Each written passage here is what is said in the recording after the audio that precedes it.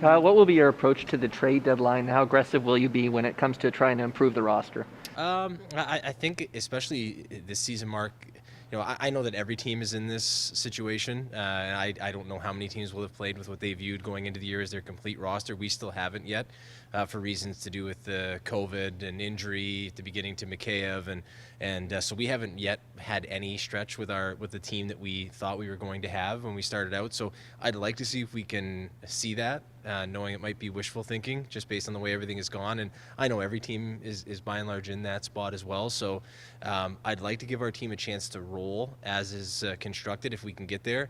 And then if not, I think we'll have to take as much of the information as we have, and use that to dictate what we want to do with the team. Of course, there's always the group is playing at well above 700 right now in terms of their winning percentage. So, but that said, we're in a dogfight every day in our division with Tampa and Florida, and then Boston right there.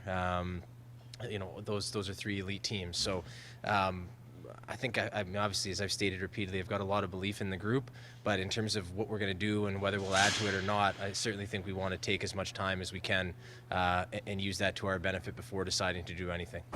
Everyone expects that you're going to try to add something by March 21st. How do you get past the challenge of the cap that you've got sitting in front of you if you want to do that?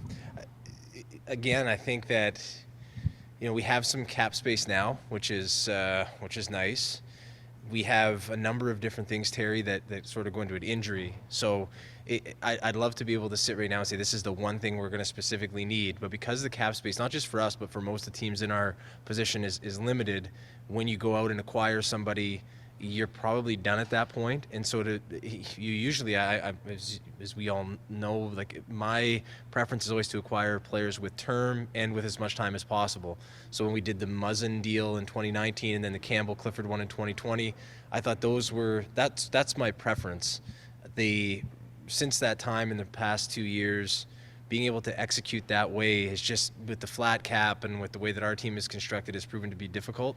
And so for us, I want to take as much time as we possibly have to find out what exactly it is we need. I know I have my opinions and they change all the time. I'm sure everyone here has them as well. And teams around the league probably have their opinions of us when they look at it.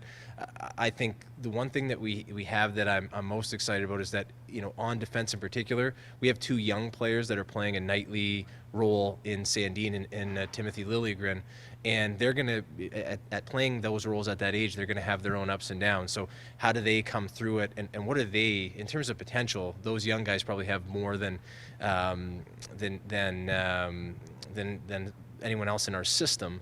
But what can they be able to accomplish here with a little bit more runway, and what can we learn from them that can be instructive for us in terms of how we want to approach the deadline with them. So and then injury or ineffective play or whatever it may be, or something that just glaringly stands out as a need, may also enter the fray. And that's, again, how we'll have to adjust course, because we probably don't have a whole lot of bullets in the chamber here. We're gonna have to pick and choose as we set our sights.